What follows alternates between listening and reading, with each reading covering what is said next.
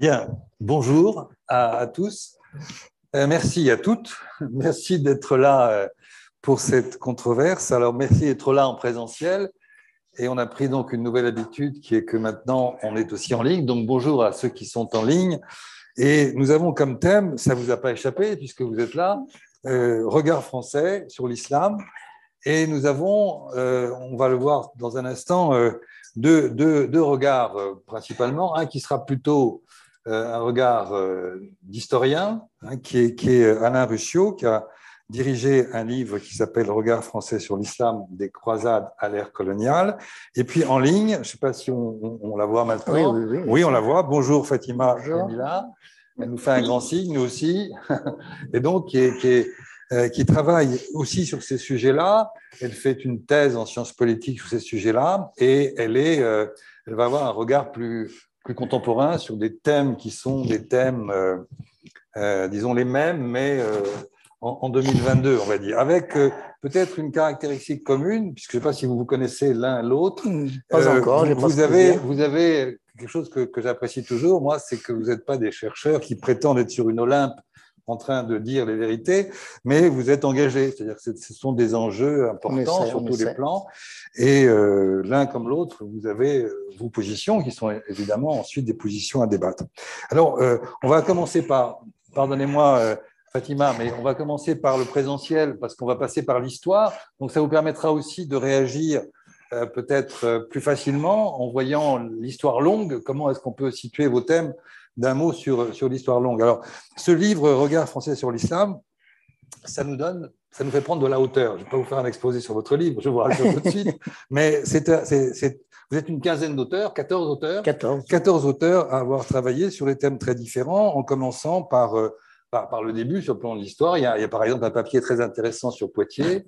Il y a des choses sur la représentation de l'islam à tel ou tel moment en Algérie. Il y a les Lumières. Enfin, on passe en revue différentes séquences de l'histoire de France et on retrouve, à mon avis, à chaque fois un peu non pas les mêmes attitudes, puisque à chaque fois les configurations historiques sont radicalement différentes, mais cette hostilité qui démarre. Comment ? Un fil conducteur. Oui, c'est ça. On pourrait très bien faire une synthèse d'un point de vue un peu global, théorique, qui est assez terrible, étant entendu que, comme vous le dites, les musulmans arrivent en France plutôt à la fin du 19e, début 20e. Oui. Donc c'est assez terrible de lire tout ça, et où, en plus, l'histoire est mélangée à la mythologie. C'est vraiment… Ô combien. Ô combien. Donc, et ça démarre donc dès 732, si je prends la date de la bataille de Poitiers, c'est 732, je ne me trompe pas. 732. Donc dès 732. On a appris ça à l'école. Voilà, c'est ça, on a appris ça à l'école. Et je voudrais juste commencer par une anecdote qui n'a aucun intérêt, mais pourrait comme ça me dire à quel point ça n'a aucun intérêt. C'est quand j'étais, ça m'est revenu en lisant ce livre, quand j'étais lycéen, je faisais ma communion. Mes parents m'ont dit « fais ta communion », j'ai obéi. Et donc, avant la communion, on fait la retraite. Je ne sais pas si vous voyez ce que c'est. Hein, oui, bien sûr. Ça dure 2 jours. Donc, j'avais quel âge ? 10 ans, 12 ans.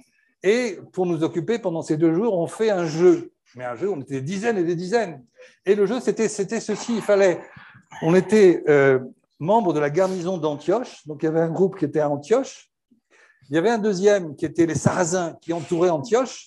Puis il y avait un troisième groupe qui était l'armée qui allait délivrer Antioche. Évidemment. Et donc les mômes de 12 ans devaient se répartir entre les trois catégories. Moi, j'avais été à Antioche et je devais percer les lignes des Sarrasins pour aller chercher l'armée de secours. Vous y êtes arrivé ? Et j'ai réussi à passer les lignes. Et on s'est bagarré dans la forêt pour sortir. Mais c'est amusant, mais quand vous réfléchissez à la structure du jeu, vous êtes un môme de 10-12 ans, la structure du jeu, c'est 1, les Sarrasins sont méchants parce qu'ils sont à Antioche, et 2, c'est sûr qu'ils vont prendre la pâtée parce que l'armée, on va les battre puisque l'armée de secours va arriver. Donc, sans qu'on le sache, on a comme ça des clichés qui arrivent. Et quand je lisais votre bouquin, cette anecdote m'est revenue parce qu'on est en plein là-dedans. Voilà, j'ai assez parlé. Je vous laisse la parole pour un quart d'heure, 20 minutes et après, je passerai la parole à Fatima. Eh bien, oui, bon, effectivement, nous avons tous des anecdotes, des souvenirs d'enfance ou d'adolescence ou d'âge mûr, d'ailleurs, de ce type. Bon, effectivement, merci d'avoir déjà précisé d'emblée, c'est un livre collectif. J'ai quelques scrupules, même quelques hésitations à à venir le présenter seul. J'ai sollicité mes collègues, mais d'abord, ils ne sont pas tous parisiens, ils ne sont pas forcément tous libres. En tout cas, je n'en vois aucun dans l'auditoire, j'en suis désolé, parce qu'ils auraient pu également participer, évidemment, à ces discussions. Donc, le parti pris que nous avons pris est d'office de rester dans l'histoire. Délibérément, nous nous sommes arrêtés à la décolonisation, en l'occurrence à la fin de la guerre d'Algérie, parce que, évidemment, les lecteurs cultivés, ou d'ailleurs même d'autres lecteurs, auront forcément à tel ou tel moment des clins d'œil avec l'actualité. Ils verront forcément que les clichés sont tellement anciens que ça amène des réflexions. Mais on n'avait pas besoin de souligner d'un trait rouge les réminiscences, les parallèles avec l'actualité, puisque, ma foi, ils sont assez explicites. Donc, le principe de départ a été déjà de considérer que les clichés sur les musulmans, et on va alterner entre les clichés négatifs, racistes, agressifs, et puis les regards de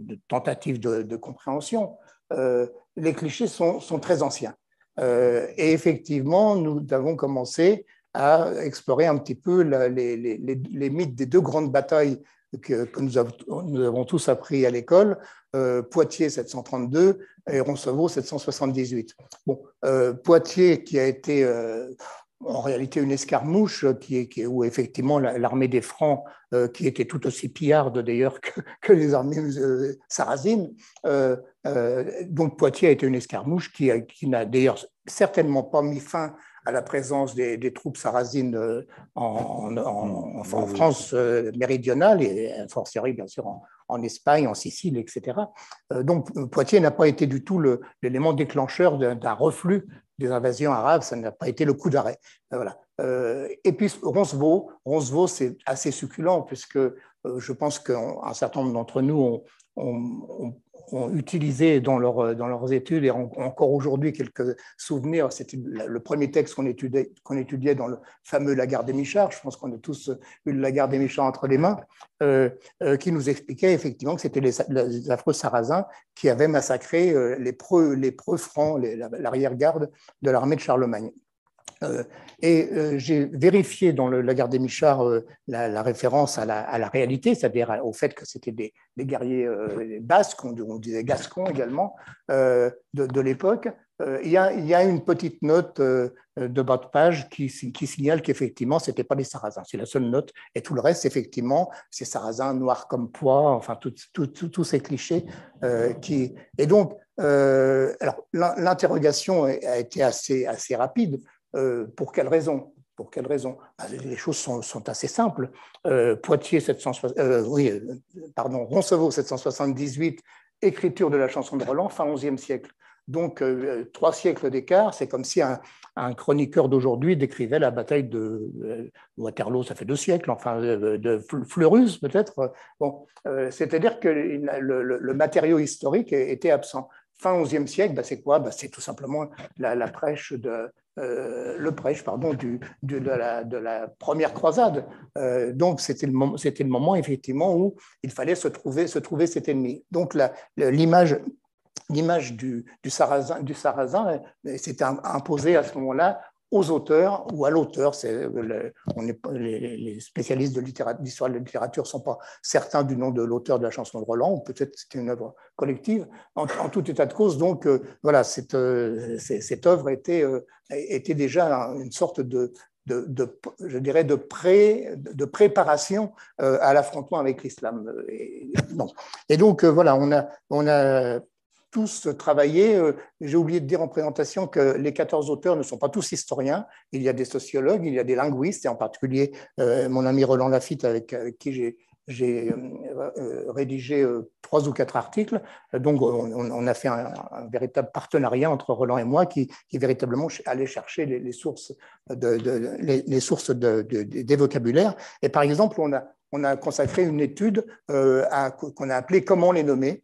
avec toutes les définitions, la naissance de chacune des expressions, les Sarrasins, les barbares, les barbaresques, les fameux pirates barbaresques qui étaient soi-disant à l'origine de la conquête de l'Algérie, alors que tous les historiens aujourd'hui savent que ce n'était qu'un prétexte, les Mahométans, les musulmans, bien sûr, le mot existe dès le XVIIe siècle, les islamiques, les islamistes, tous ces mots-là ont été utilisés à l'époque.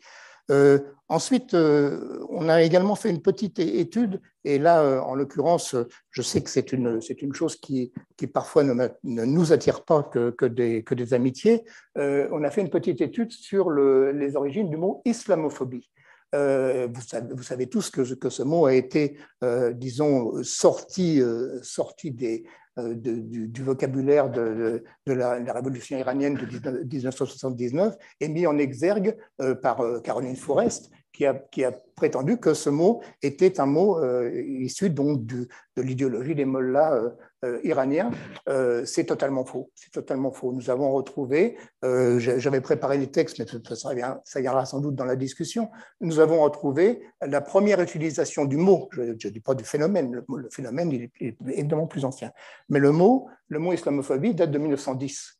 Il a été sous la plume en particulier en 1910, à une époque où il y avait une quasi-unanimité sur les valeurs coloniales, l'apport de la civilisation, mais il y avait un certain nombre de voix qui étaient à l'intérieur du parti colonial, mais qui étaient quand même des voix, disons, critiques, qui essayaient de prendre de distance, ou qu'on peut appeler même des voix humanistes. Et parmi celles-ci, Maurice Delafosse, qui était un administrateur colonial de l'Afrique subsaharienne, et Maurice Delafosse a dénoncé l'islamophobie en citant ce mot. Donc voilà un certain nombre de choses. Évidemment, nous n'avons absolument pas, nous ne souhaitions pas faire un ouvrage de pamphlet ou ne dénonçant que l'islamophobie. Nous avons également mis en évidence les regards que je vais essayer de trouver si je me retrouve dans mes notes, les regards. Alors, si dans l'islamophobie, je tiens quand même à vous citer quelques grandes. On égratigne beaucoup de monde dans ce livre, et parmi lesquels, par exemple, Alfred de Vigny. 1831, donc 1831, je vous rappelle très facilement, c'est au lendemain de la conquête de l'Algérie, mais c'est également un moment qui a beaucoup marqué l'esprit européen et qui est peu mis en relief par les historiens, qui est la guerre de libération de la Grèce contre l'Empire ottoman, donc qui date des années précédentes, 1825, 27, 28. Oui, c'est en pleine période. Oui, c'est en pleine période. C'est la naissance de la nation grecque. Oui, voilà, c'est ça, la naissance de la nation grecque et simultanément, évidemment, préparation de l'expédition d'Alger, puisque le fameux coup d'éventail, c'est 1827. Donc voilà, on sait tout à fait contemporain. Et Vigny écrit en 1831, « L'islamisme est le culte le plus immobile et le plus obstiné ». Bon, je vous dispense de la fin de la citation, mais enfin voilà, ce genre d'idée. Donc je reviens au regard, disons, de compréhension. Ils ont existé tout aussi j'allais dire tout aussi puissamment. Non, ils ont existé parallèlement, mais quand même en permanence mineure. Regardez, je reviens à Vigny. Regardez par exemple le journal de Vigny qui a été édité à titre posthume, où il parle d'une controverse qu'il a avec Lamartine, qui est de retour d'Orient, et Lamartine qui était véritablement islamophile, tout en étant un partisan de la conquête de l'Algérie, mais ça c'est les contradictions de la politique de l'époque, qui était véritablement un admirateur de l'islam, qui a parlé de la tolérance de l'islam, etc. Et il y a une polémique très très vive entre Vigny et Lamartine, et Vigny le prend de haut, et en gros le considère, je vais employer une expression contemporaine, il le considère comme un idiot utile en quelque sorte. Donc voilà, donc l'érudition également, l'orientalisme, qui n'a pas été seulement la caution de l'impérialisme comme dans la thèse célèbre d'Edward Said. Il y a eu un orientalisme érudit de gens qui effectivement ont cherché à comprendre l'islam. Et puis dans le monde politique, je ne citerai qu'un nom, avant 1914, c'est Jaurès. On ne peut pas parler de ce courant de compréhension de l'islam sans citer Jaurès, qui a, au moment de la conquête du Maroc, je vous rappelle que la conquête du Maroc a duré de 1907 à 1912 quand même, donc ça a eu 5 années de combats extrêmement intenses. Et la grande voix de Jaurès a été d'ailleurs très isolée au sein du Parti socialiste de l'époque, mais pour dénoncer, en expliquant qu'il y avait en quelque sorte, c'est peut-être un raisonnement qui peut apparaître très contemporain, qu'il y avait en quelque sorte deux islams. Il y avait un islam des ténèbres, un islam réactionnaire, un islam anti-occidental, je ne sais pas s'il employait l'expression, en tout cas anti-européen, appelons-le comme ça. Et puis il y avait un islam des Lumières, et Jaurès disait, en provoquant le peuple marocain, en provoquant les peuples musulmans d'une façon générale, vous donnez un aliment à la propagande anti-européenne dans nos pays. Donc voilà, d'autres contributions. Là, cette fois-ci, je l'ai rédigé seul. J'ai rédigé une contribution sur la destruction des mosquées. C'est un phénomène que j'ai découvert. Bon, j'imaginais bien sûr que le corps expéditionnaire français arrivant à Alger en juillet 1830, les soldats ne se sont pas comportés comme des enfants de cœur, on pouvait l'imaginer. Mais outre les outrages aux personnes, il y a eu les outrages aux bâtiments. Et je vais essayer de retrouver un chiffre. Ben voilà. Essayer de retrouver un chiffre. Voilà. Je le cite parce que c'est un auteur là aussi contemporain. C'était un texte de 1830. Non, pardon. Je n'ai pas la date sous les yeux. 1862, pardon. Et donc, il fait une référence aux événements de 1830 et donc, lui aussi, c'est un homme qui, je crois que c'était le secrétaire général des Amis du Vieil Alger, donc c'était un homme qui était un Européen d'Algérie, mais qui, lui, avait un regard de dénonciation des mauvais comportements. Je cite Alfred Devoux, 1862. En 1830, Alger enfermait 13 grandes mosquées, 109 petites mosquées, etc., etc., donc il y a un recensement. En tout, 47 édifices sur lesquels sont affectés au culte musulman, 4 grandes mosquées. Donc au total, il y a eu 21. Il est resté sur pied au terme de la conquête, disons dans les 20 premières années, il est resté sur pied 12 mosquées sur 122. Donc 90% ont été soit détruites délibérément, soit transformées en édifices catholiques, les cathédrales d'Alger, soit affectées au repos des troupes. Beaucoup de petites mosquées ont été affectées au repos des troupes, voire parfois aux écuries. Désolé, ça paraît vraiment assez abominable, mais c'est voilà le genre de choses que... donc voilà, parmi les choses que nous avons également étudiées. Nous avons étudié la façon dont les autorités coloniales, là je m'en tiens à l'Algérie coloniale, la façon dont les autorités ont géré par exemple le culte musulman. Et donc la séparation, il y a une contribution du collègue aussi de Zerbib qui explique que la loi de séparation de l'Église et de l'État n'a été nullement appliquée en Algérie, puisque il y avait véritablement un contrôle des bâtiments, des prêches et du personnel. Le personnel était directement, on peut dire, fonctionnalisé dans le personnel des musulmans, des imams et de tout le personnel. Donc il était quasiment fonctionnalisé. Il y a également une contribution d'un collègue qui s'appelle Luc Chantre, qui a consacré sa thèse au suivi des pèlerinages du Hajj à l'époque coloniale en Algérie, et qui montre qu'il y avait véritablement là aussi un contrôle, qu'il y avait des autorisations absolument indispensables. Il n'était pas question pour un musulman algérien de se rendre à la Mecque sans autorisation. Vous imaginez que les filtres étaient politiques. En fait, c'était les Algériens compréhensifs, que d'aucuns appelaient d'une façon polémique les béni oui-oui, ou des gens qui étaient considérés comme inoffensifs, qui avaient le droit d'aller à la Mecque. Voilà le genre de choses que nous avons présentées dans notre livre. Je termine cette présentation avec la contribution toujours tellement essentielle de notre collègue Catherine Kokrivy-Vidrovitch. Catherine a rédigé une contribution sur l'islam en Afrique subsaharienne, donc ça ne surprend personne.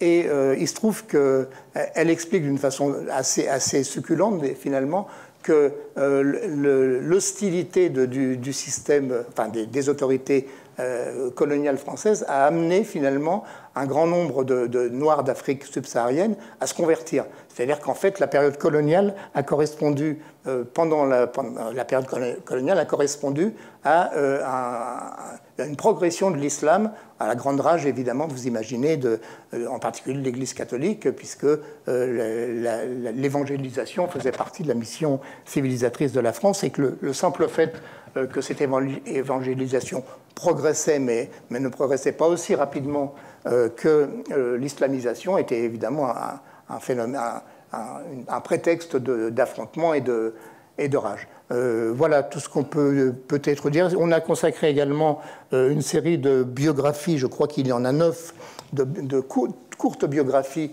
aux convertis, donc le phénomène de la conversion de Français et de Françaises, d'ailleurs Isabelle Hébrard, bien sûr, à l'islam. Bon, nous avons cité 9 cas, mais il y a eu beaucoup plus. Bon, ça n'a jamais été un phénomène de masse, mais le phénomène de conversion a existé, et un certain nombre de gens qui cherchaient peut-être d'autres valeurs spirituelles se sont convertis à l'islam, alors que dans la même période, là je ne vous apprends rien, les conversions au catholicisme de musulmans ont été extrêmement peu nombreuses, et que ça a toujours été un motif là aussi de rage des autorités, en particulier ecclésiastiques. Notre collègue, hélas décédé depuis longtemps, Marcel Emmerich, avait écrit naguère un article sur l'opposition entre le général MacMahon, qui était, avant de devenir président de la République, qui était gouverneur général de l'Indochine, et Monseigneur Lavigerie. Et Lavigerie essayait de convertir en masse les jeunes, en particulier au moment de la Grande Famine de 1868, au cours de laquelle il y avait des bandes errantes. Il y a eu des centaines de milliers de morts dans cette famine. Et donc Lavigerie essayait de recueillir les bandes errantes, en particulier les enfants, pour les convertir. Et les autorités politiques, donc MacMahon, avec probablement d'ailleurs un avis de Napoléon III, on est dans le Second Empire, avait mis le holà en disant nous leur avons détruit leur mosquée, nous avons contribué à détruire leur culture, nous avons accaparé leurs terres. Si en plus on s'attaque à leur religion, eh bien on arrivera à ce moment-là évidemment à un choc absolu. Et donc politiquement, c'est l'État qui a mis le holà aux tentatives de conversion. Voilà le genre de choses que nous avons décrites dans cet ouvrage collectif. Voilà, je vous remercie. Bien, je vous remercie. Après la lecture d'un tel livre, comme je l'évoquais tout à l'heure, je dois dire qu'on est un peu, quelque part, accablé, quoi. Parce qu'on se dit qu'on est prisonnier de l'histoire. Et que la question qui se pose, c'est comment toutes les questions que vous avez évoquées là à travers ces différentes séquences, comment elles se posent aujourd'hui, quoi. Et on a l'impression que c'est extrêmement poisseux, quoi. On s'en sortira jamais. Et la campagne présidentielle, heureusement, a été, depuis quelques semaines, d'une hauteur sans commune mesure. On a pu s'éloigner des problèmes comme ça. Il y a eu des visions beaucoup plus intelligentes. Il n'y a pas eu de candidats qui nous ont ramenés à des questions de racisme. Enfin, tout a été bien, cette campagne électorale, qui n'est pas terminée, comme vous le savez. Donc, on a là, dans ces quelques semaines, une sorte de d'archétypique, enfin, c'est archétypique de nos rapports à la question de l'immigration, à la question de l'islam. Enfin, c'est quelque chose d'assez terrible. Je dis ça avec un peu d'ironie, parce que l'ironie permet de sortir un peu de cette dimension qui est quand même un peu, parfois, pesante.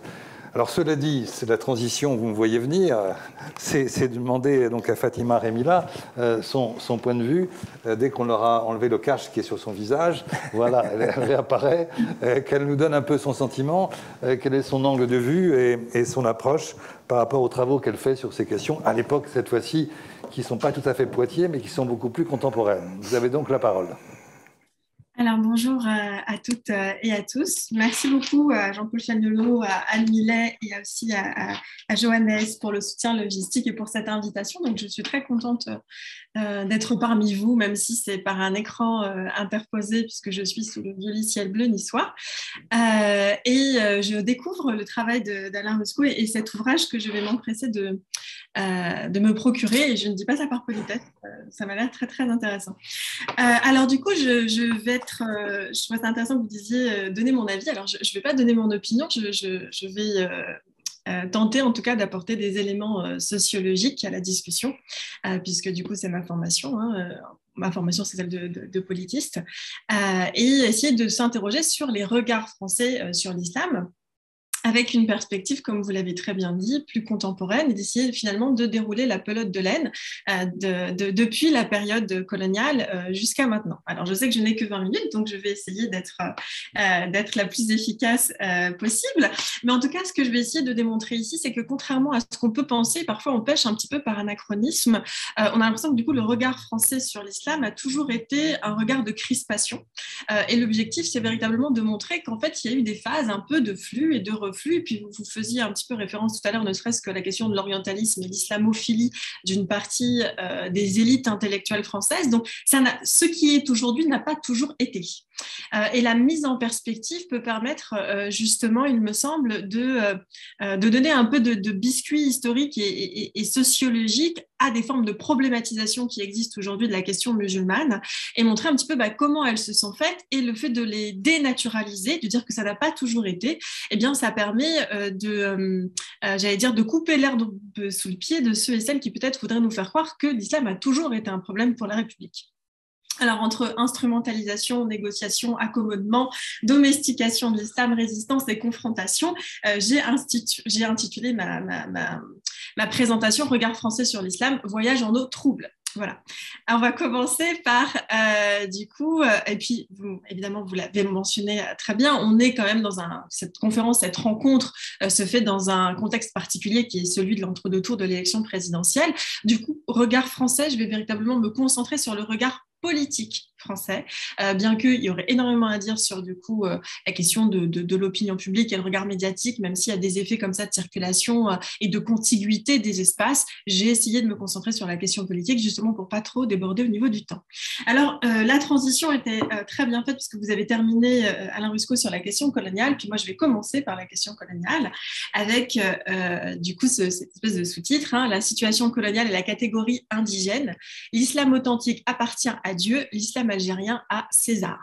Alors cette phrase n'est pas la mienne, c'est celle d'une association confessionnelle qui s'était constituée à l'époque en Algérie, à Alger, et qui a intitulé un de ses manifestes « L'islam authentique appartient à Dieu, l'islam algérien appartient à César », justement pour dénoncer la mise sous tutelle et la mainmise en fait sur l'islam et sur la question religieuse de l'Empire français et donc du coup de l'administration française en territoire colonisé. Là, je vais surtout m'intéresser à la question algérienne. Alors évidemment, la question marocaine, la question tunisienne et puis d'autres colonies subsahariennes mériteraient vraiment d'être interrogées ici, mais pour des raisons liées au timing, je ne vais pas pouvoir m'y attarder. Voilà. Alors, juste pour commencer, une citation d'une autrice que j'aime beaucoup sur la question de l'islam colonial, c'est Wassida Saïdia, que vous connaissez sûrement, qui a fait sa thèse sur l'islam en Algérie coloniale, mais qui a également fait sa thèse sur la question du catholicisme, par exemple, en Algérie coloniale. Et une toute petite citation que je trouve intéressante, c'est « Le contrôle des populations à travers le contrôle de la religion apparaît comme l'une des clés de la politique religieuse de la France en Algérie. Le contrôle des populations à travers le contrôle de la religion apparaît comme l'une des clés de la politique religieuse de la France en Algérie. » Alors, c'est très intéressant parce que ça peut nous sembler soit contre-intuitif, soit naturel, de se dire que, bon, bah, évidemment, il va y avoir l'empire, en tout cas parce qu'on est dans des logiques d'empire à l'époque, l'empire français qui va s'intéresser à la question de l'objet religieux. Alors oui et non, il va s'y intéresser pour plusieurs raisons.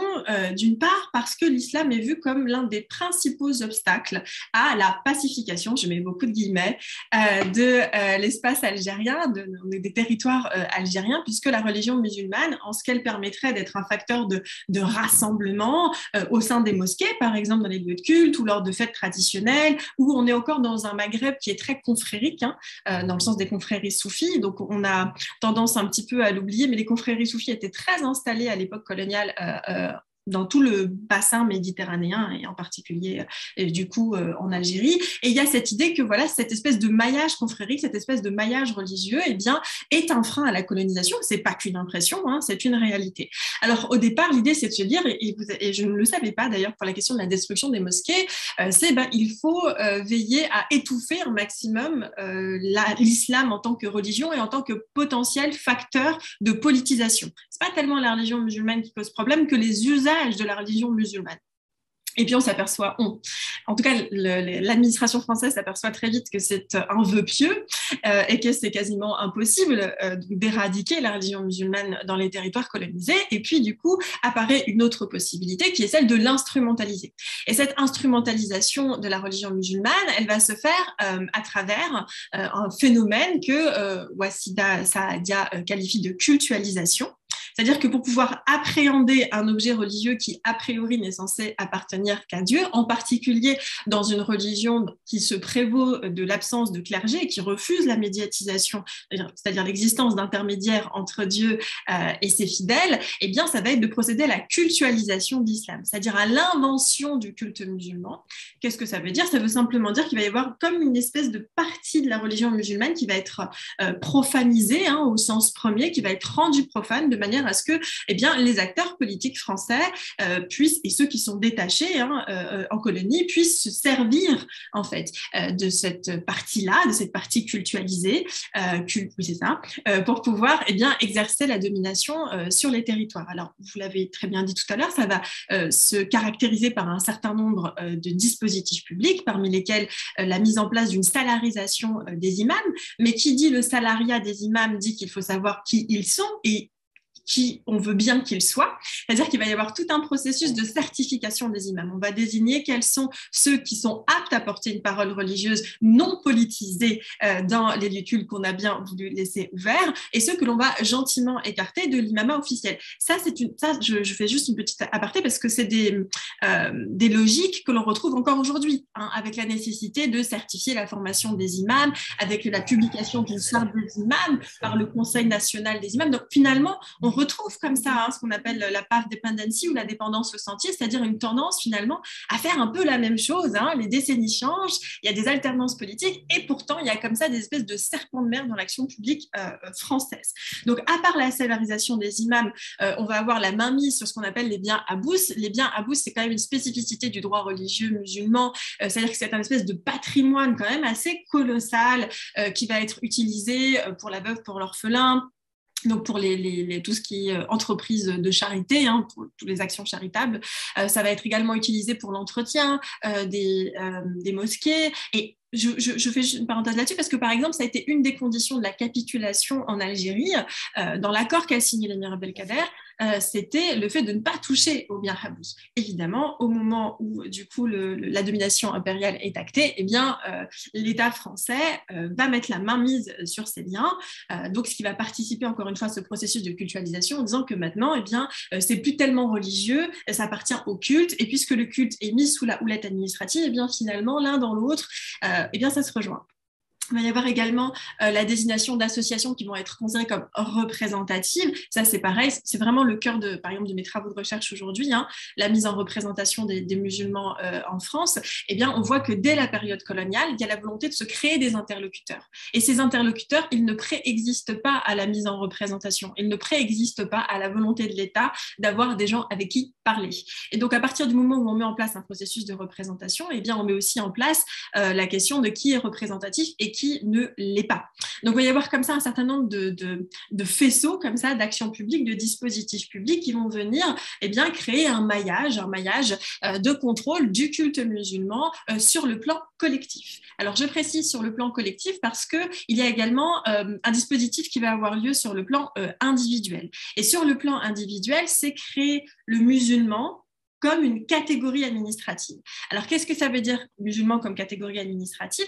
Les musulmans, c'est un statut personnel, c'est un statut juridique, et donc on n'est pas soumis à la même législation, à la même réglementation, en plus du code de l'indigénat qui s'applique du coup aux indigènes algériens. Eh bien, il va y avoir des règles qui sont différentes en fonction de la religion qu'on a. Et il y a comme ça une tripartition des populations algériennes entre les populations de confession juive, qui à partir de 1871 et le décret Crémieux vont se voir attribuer la nationalité française, les populations indigènes musulmanes et les populations catholiques qui sont du coup des populations des colons installés en Algérie. Je précise pourquoi je dis des colons, parce qu'il pourrait très bien y avoir des indigènes convertis au catholicisme, et c'est ce qui va se passer, des indigènes convertis au catholicisme qui, peu de temps après le décret Crémieux, va y avoir un sénatus consul qui va être adopté en France, qui va permettre en fait aux Algériens, aux indigènes, parce qu'évidemment on ne les appelle pas des Algériens parce que ce serait reconnaître que l'Algérie existe, aux indigènes du coup qui vivent en Algérie, eh bien de leur permettre en fait la naturalisation. Mais cette naturalisation, elle va être conditionnée à l'abandon de la religion musulmane. Et là, c'est très symbolique quand même, c'est-à-dire que l'accès à la citoyenneté française est conditionné au fait de renoncer à la religiosité et de renoncer à l'islamité. Donc, vous voyez, même là, encore avec les discours qu'on a de certains candidats, particulièrement à droite, on retrouve cette idée comme ça, qu'il y a un antagonisme, une incompatibilité presque congénitale entre la question d'islamité, la religiosité et l'appartenance à la citoyenneté et à la nation française. Eh bien, le Conseil d'État, contre toute attente à l'époque, va décider que le fait de renoncer à la religion musulmane ne suffit pas pour être considéré comme français, alors même que le Senatus Consulte disait exactement l'inverse. Et c'est là où on voit aussi toute la dimension raciale, ethno-raciale qu'il y a derrière la religiosité, puisque ce qui est utilisé comme argument par le Conseil d'État de l'époque, je pourrais revenir dessus si vous voulez tout à l'heure, c'est de dire qu'on ne peut pas quitter l'islam simplement en raison d'une adhésion ou pas aux valeurs religieuses de l'islam. Que l'islam, c'est bien plus que ça. C'est une appartenance multiséculaire à un groupe, à une catégorie de la population. Et c'est pour ça qu'on est vraiment dans des logiques ethno-raciales, dans le sens où on hérite de l'islam. Que l'on choisisse ou pas d'être musulman, eh bien, on subit le même statut, on subit la même condition musulmane, pour paraphraser un petit peu Pape Ndiaye qui parlait de conditions noires. Finalement, on ne choisit pas les assignations extérieures, et l'assignation extérieure qui est la religiosité. Alors évidemment, ça c'est pas une spécificité, j'allais dire la collusion entre la question religieuse et la question raciale, c'est quelque chose qui existe depuis le Moyen-Âge, avec notamment, je ne sais pas si du coup vous en parliez dans votre ouvrage, avec les discussions qui vont être faites en Espagne, notamment avec l'époque en péninsule ibérique, parce que ce n'est pas encore l'Espagne, avec du coup la reconquista de cette partie du coup de l'Europe, qui n'est pas encore l'Europe, et cette idée finalement que, eh bien, pour être membre, pour être sujet de la reine Isabelle la catholique, eh bien, il faut prouver qu'on a plusieurs générations de catholiques dans sa famille, et de cette manière vont être expulsés et les juifs et les musulmans, convertis ou non. C'est pour ça qu'on est bien au-delà finalement simplement de la question de la croyance. Et un petit clin d'œil quand même, c'est la consécration, le fait que le Conseil d'État refuse à des musulmans convertis au catholicisme le statut personnel catholique, c'est bien le refus de l'apostasie, c'est le refus de changement de religion. Et ça c'est une question qui refera l'objet de polémiques à la fin des années 90, notamment avec Jean-Pierre Chevènement, qui voudra faire signer aux organisations musulmanes un texte sur les principes et fondements de l'islam, du culte musulman en France et de l'islam en France, où du coup est mentionnée la clause de l'apostasie. Quand on fait un petit peu la généalogie de cette clause, et quand on sait que l'État français a participé à rendre quasiment impossible juridiquement le changement de religion, eh bien on peut trouver le clin d'œil intéressant.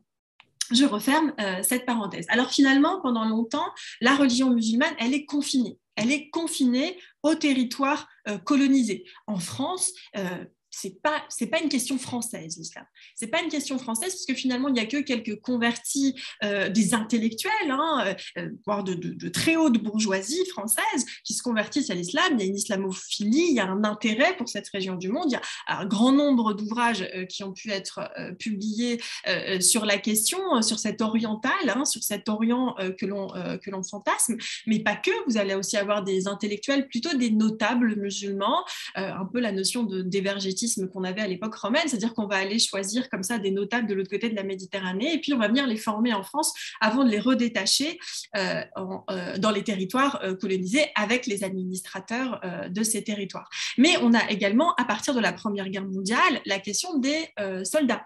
Que fait-on des soldats musulmans pendant la Première Guerre mondiale et notamment de ceux qui vont mourir pendant la Première Guerre mondiale et puis évidemment pendant la Seconde? Alors c'est à partir de ce moment-là qu'on commence un peu à avoir un déconfinement de la question musulmane et dans des logiques impériales de reconnaissance du tribut de sang payé par les soldats musulmans de l'autre côté de la Méditerranée, eh bien, il va y avoir des actes symboliques qui vont se mettre en place. Parmi eux, la construction de la Grande Mosquée de Paris en 1926, et puis un autre monument de ce genre, en 1935, il y a l'inauguration du premier hôpital franco-musulman en France, pas très loin de là où vous êtes, puisque c'est à Bobigny qu'il sera construit et qui existe toujours, c'est l'hôpital Avicenne. Ce qui est intéressant quand même de noter, parce qu'il faut le dire vite, quand on dit la reconnaissance symbolique des soldats musulmans, et du coup, encore une fois, la question du rapport des politiques français avec l'islam, le fait de construire comme ça des éléments symboliques, ça permet aussi de camoufler, c'est un peu la feuille de vigne, de camoufler le déni ou en tout cas le refus d'accorder des indépendances à des pays à qui on l'avait promis. C'est-à-dire que lors de la participation pour la Première Guerre mondiale, on a promis aux troupes des pays colonisés qu'il y allait avoir une indépendance ou au moins une discussion autour de l'indépendance. Évidemment, elle n'a pas lieu. Après la Première Guerre mondiale, du coup, la Grande Mosquée de Paris est édifiée. Et puis ensuite, pendant la Deuxième Guerre mondiale, ça se fait encore de manière plus problématique, puisque lorsque la France célébrait le 8 mai 1945 avec l'armistice, dans le même moment, en Algérie, le 8 mai 1945, c'est un massacre. C'est le massacre de 45 000 Algériens, à Sétif également, qui du coup vont sortir le drapeau algérien parce que persuadés que l'indépendance, plutôt que la fin de la Seconde Guerre mondiale, allait rimer avec l'indépendance de l'Algérie, puisque c'est ce qui leur avait été promis. Et puis, ça n'a pas été le cas. Donc, du coup, les symboles comme ça autour de la religiosité musulmane ne doivent pas éluder ou invisibiliser des mécanismes qui sont des mécanismes de domination et de pérennisation de la domination impériale sur des populations, et ce sur plusieurs, en tout cas pour l'Algérie, on est à plus d'un siècle. Donc, une fois qu'on a dit ça, avec la question de ce déconfinement progressif de la question musulmane, avec la mise en place notamment de certains cimetières musulmans qui sont en fait interdit par la loi de 1905, puisque la confessionnalisation des cimetières à l'origine est interdite par la loi de 1905. Mais voilà, avec c'est comme ça des accommodements pour reconnaître symboliquement le tribut de guerre qui a été porté et donné par les anciennes colonies, progressivement va se poser d'autres questions, notamment avec la question migratoire. Alors, après avoir fait un petit point là, sur la question coloniale, j'ai intitulé ce deuxième point « La parenthèse migratoire et la figure de l'étranger, classe laborieuse, classe dangereuse, classe islamisée, classe neutralisée », avec une petit point d'interrogation. Alors, pourquoi je dis ça ? Parce qu'on est après, du coup, la Seconde Guerre mondiale, il y a une période économique particulière, une période politique, les 30 glorieuses, et puis c'est bien connu, l'État français va faire un appel du pied à la main-d'œuvre bon marché, qui est celle de ses anciennes colonies et de ses colonies actuelles, puisque les 30 glorieuses commencent au moment où il y a encore ces colonies. Donc l'Algérie, le Maroc, la Tunisie, le Sénégal, le Mali, il va y avoir une importante main-d'œuvre masculine, c'est important de le préciser, qui va venir dans ces pays. En France, qui va venir de ces pays en France. Ces catégories-là, à la base, il y a des foyers de travailleurs qui vont être constitués, de travailleurs immigrés, les foyers Sonacotra, des quartiers où du coup ces immigrés vont se retrouver. Alors, avec un regard aujourd'hui, on pourrait croire que très rapidement, du coup, des mosquées vont être construites, ou en tout cas des lieux de prière, où il va y avoir la volonté comme ça d'apporter dans les bagages des immigrés leurs bagages justement religieux. Alors, il y a plusieurs travaux qui montrent qu'il n'en est rien et que finalement les immigrés de l'époque étaient plus sensibles à l'appel de la disco qu'à l'appel du muezzin. C'était pas, la religiosité n'était pas forcément au rendez-vous, ce qui ne veut pas dire pour autant qu'ils n'étaient pas musulmans ou qu'ils ne se considéraient pas comme musulmans, mais simplement, ce n'est pas la catégorie émique, c'est-à-dire que ce n'est pas la catégorie qui vient des populations immigrées elles-mêmes qui se dénommeraient ou qui se catégoriseraient d'abord et avant tout par leur religiosité. Ce n'est pas ce qui se passe, c'est plutôt une condition, la condition migratoire, la condition d'être immigré. Pour certains, ça va être même la condition de syndiquer. Il faut savoir quand même que les syndicats étaient très présents dans les usines, majoritairement issus de cette immigration post-coloniale. Et ces syndiqués, du coup, originaires des pays du Nord, enfin de l'Afrique, ou de l'Afrique subsaharienne, eh bien, pareil, la religion, ça ne les marque pas, c'est pas quelque chose, comme je disais, qui était prévalent, qui était prééminent. Alors, qu'est-ce qui explique comme ça que finalement les choses vont changer?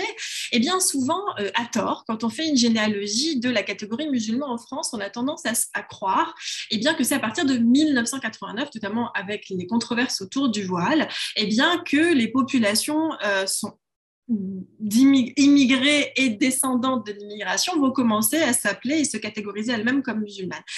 Mais encore une fois, c'est faux. C'est faux puisque le processus en fait, de catégorisation musulman va commencer dès les années 70 et il va commencer à l'initiative de l'État français et à l'initiative du patronat. Alors vous allez me dire, non, mais qu'est-ce qu'elle raconte celle-là? En fait, c'est une raison très simple, c'est une raison stratégique à l'époque.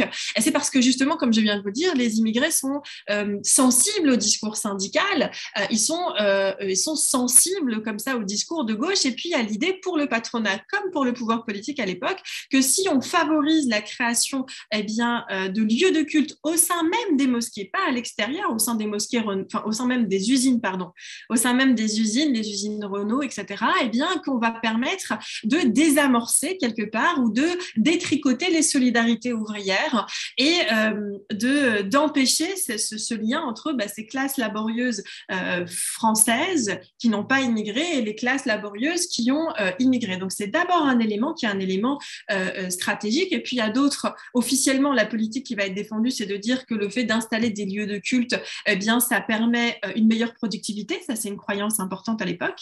Et ça permettrait aussi de permettre de la réinsertion des populations musulmanes, des populations immigrées, une fois qu'elles seraient de retour dans leur pays. Puisqu'il y a encore cette croyance dans les années 70 à l'idée d'un retour.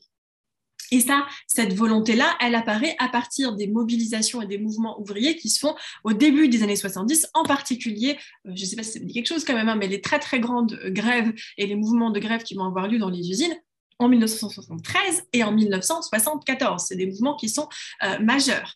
Et puis aussi, juste en aparté, les années 70, elles sont quand même marquées par une très, très importante xénophobie et un racisme anti-arabe patenté. C'est-à-dire que quand j'ai un peu détricoté et défriché les archives, il y a plus de 200 meurtres et assassinats d'immigrés venus d'Afrique du Nord entre 1974 et 1985. C'est-à-dire qu'en l'espace d'une décennie, il y a plus de 200 crimes racistes, dont certains qui ont été très connus, comme celui d'un jeune homme algérien qui a été jeté d'un train en marche en 1983, ou encore le fait qu'un petit garçon de 2 ans ait été abattu en plein cœur chez lui et que l'assassin en question n'ait pris que 2 ans de prison. Donc, vous voyez, on a comme ça un contexte qui est quand même un contexte particulier, qui est un contexte qui est marqué par une xénophobie, mais qui n'est pas un contexte marqué par une islamophobie, puisque le terme n'est pas repris, l'islam n'est pas encore construit comme un problème public. Au contraire, l'islam est vu comme une solution, je vous l'ai dit, de pacification, avec plein de guillemets encore une fois, revoilà ce terme, de pacification des usines et de désamorçage des mouvements ouvriers qui existent à l'époque. Et puis ensuite vient le début des années 80, et puis il va y avoir dans les années 70 quand même des événements majeurs, l'arrêt officiel de l'immigration en 74, le premier choc pétrolier, puis le deuxième choc pétrolier, et puis vous avez aussi la manifestation qui est plus connue sous la marche des beurs, mais qui est du coup la manifestation pour l'égalité et contre le racisme qui a lieu en 1983.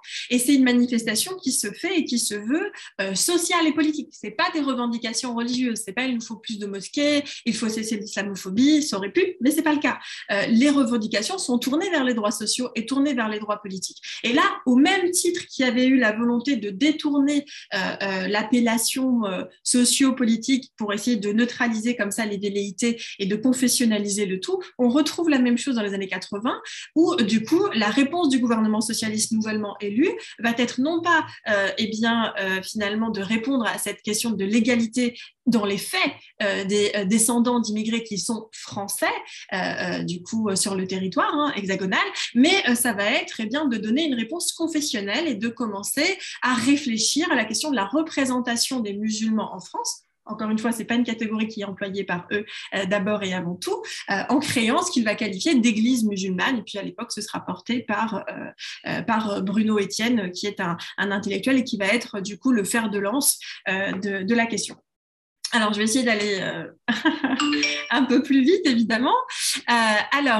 Simplement pour amorcer du coup la troisième séquence. La troisième séquence, c'est celle qui commence à partir de 1989, comme vous vous en doutez peut-être, avec la controverse autour du foulard, et puis qui va se finir, selon moi, en 2003, où on va commencer à aborder la question de l'islam avec un regard sécuritaire. Ce qui ne veut pas dire qu'il n'y a pas de regard sécuritaire avant. Évidemment, dans les années 90, en pleine résurgence et questions autour de l'islam politique, avec l'arrivée du fils en Algérie, peu de temps avant, les questions autour des Nardan, enfin bref, ces questions que connaît bien plus Jean-Paul Chanulo que moi.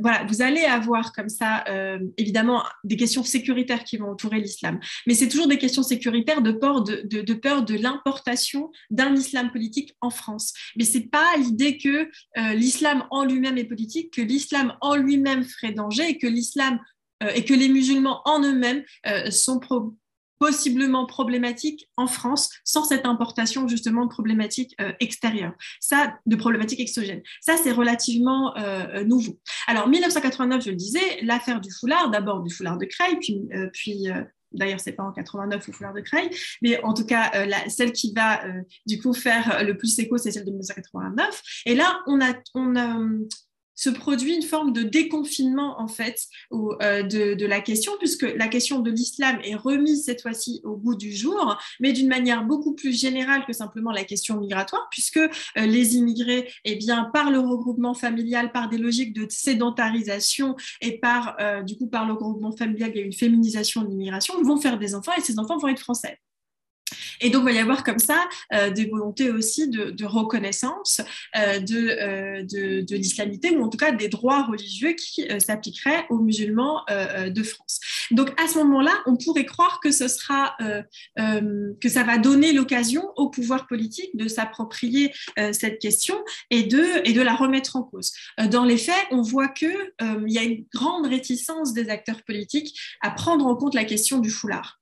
Parce que souvent, ce qu'ils vont utiliser comme rhétorique, c'est la laïcité nous empêche ou la laïcité, finalement, nous permet ou nous demande une non-ingérence sur les questions religieuses. Ça, c'est le discours que tiendra Pierre Joxe, par exemple, sur ces questions quand il est ministre de l'Intérieur. Et puis les ministres de l'Intérieur qui vont suivre aussi, Philippe Marchand et les autres, vont également véritablement vouloir se distancier de cette question en la renvoyant à la dimension juridique. Je vous renvoie du coup aux travaux de Françoise Lorsery sur la question de la judiciarisation du voile, et ça a été un coup politique quand même assez fin que de dire nous n'allons pas statuer sur l'interdiction du foulard, mais nous allons du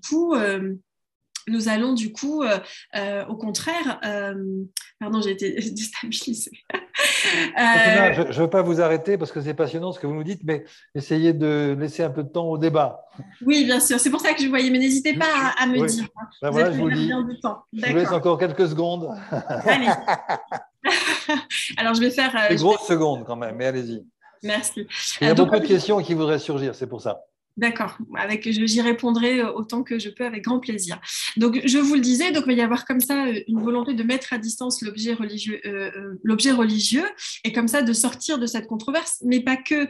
Il y a une véritable volonté de normaliser la présence des musulmans dans les années 80, à la fin des années 80 et début des années 90, avec justement le fait de réussir à homogénéiser le traitement de la question, puisque à ce moment-là, il y a quand même des maires. Il y a une affaire célèbre d'un maire qui arrive avec un tracteur et qui détruit une mosquée qui était en construction dans sa ville. Donc, il y a aussi cette volonté de dire on ne peut pas faire tout et n'importe quoi, et puis il va falloir légiférer pour essayer d'homogénéiser la prise en charge du fait religieux musulman, même s'il était embryonnaire à l'époque, qui véritablement, à partir des années 80, devient plus important. Le tournant, c'est 2003, avec la question de l'interdiction du port du foulard. 2003, c'est la commission, 2004, c'est l'interdiction. Et puis ensuite, souvent, dans les travaux actuels, on a tendance à croire que c'est la survenue des attentats, notamment en 2012, l'affaire Mera, en 2015 et puis en 2016, qui fait qu'il y aurait finalement une compréhension ou une appréhension de l'islam par les acteurs politiques qui est par un prisme sécuritaire et par un prisme relativement dur. Ça, encore une fois, ce serait occulter une série de controverses qui va avoir lieu au début des années 2000 jusqu'en 2015, qui est donc antérieure à la période des attentats. La question du voile, évidemment, la controverse autour des prières de rue, autour du halal. Je ne sais pas si vous vous souvenez, mais il y avait eu tout un débat sur la laïcité qui avait été organisé aussi par les républicains qui n'étaient pas encore les républicains. Donc, il y a eu quand même finalement une appropriation de ces questions qui était antérieure, je disais, aux attentats et qu'on retrouve ne serait-ce que pendant cette espèce de grande messe républicaine qui est l'entre-deux tours. Pendant l'entre-deux-tours, je ne sais pas si vous aviez regardé à l'époque, mais François Hollande qui discute avec Nicolas Sarkozy, pendant 15 minutes quand même, il s'attrape le chignon sur la question du voile intégral et Nicolas Sarkozy interpelle comme ça François Hollande en lui disant « Eh bien, vous n'êtes pas pour le droit des femmes, vous êtes pour le communautarisme, vous n'avez pas voté l'interdiction du voile intégral puisqu'il s'était abstenu, à l'époque il était député, de voter en fait cette loi ». Donc, on voit comment, finalement, la question de l'islam est devenue un enjeu politique majeur jusqu'à aujourd'hui, avec les élections présidentielles, où c'est plus simplement un enjeu périphérique. Certains candidats, notamment Éric Zemmour, ont fait, du coup, leur campagne quasi exclusivement sur la question de l'islam et son incompatibilité civilisationnelle avec les valeurs de la République et avec l'histoire de France. Et ça, je pense que c'est difficile de comprendre ces glissements si on ne voit pas comment, progressivement, cet enjeu a été normalisé comme un enjeu est entré et a été considéré comme un enjeu politique presque par essence, par nature, alors que ce n'était pas le cas jusque-là. Et je conclus sur cette... J'allais dire, ça peut être une très belle conclusion. On est impatient de pouvoir entrer dans le débat, effectivement. Vous avez encore un mot à dire? Non, je crois qu'on peut... C'est une conclusion que vous venez nous donner.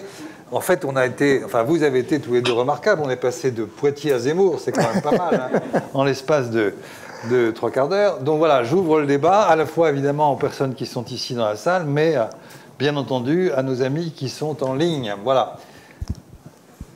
Vous attendez simplement le micro, puisqu'on enregistre tout ça. Alors, je vous en prie. J'ai 2 questions. Une pour Alain Ruscio, c'est-à-dire vis-à-vis, quelle était la position de Karl Marx sur le... Oh. Et puis à notre interlocutrice, c'est...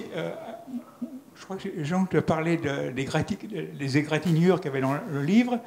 Effectivement, et il me semble que vous égratigniez, comment ça s'appelle, le cardinal Lavigerie. Alors que pour nous, les Lavigerie, c'est plutôt une famille progressiste. On pense toujours à Emmanuel Dacier. Alors, je crois que les 2 questions, en fait, sont pour Alain Ruscio. On va prendre peut-être 2-3 questions pour qu'on fasse une synthèse. Comme ça, vous aurez le temps de chercher Marx. Qu'est-ce qu'il y a d'autres questions? Peut-être de le trouver. D'autres questions? Alors, il y avait une impatience et tout d'un coup, il n'y a plus rien. Oui? Non?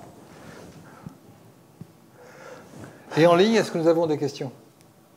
Alors, commençons par répondre à celle-là. Pourquoi Marx me tombe sur la tête? Alors, on se le demande, oui. On se le demande. Je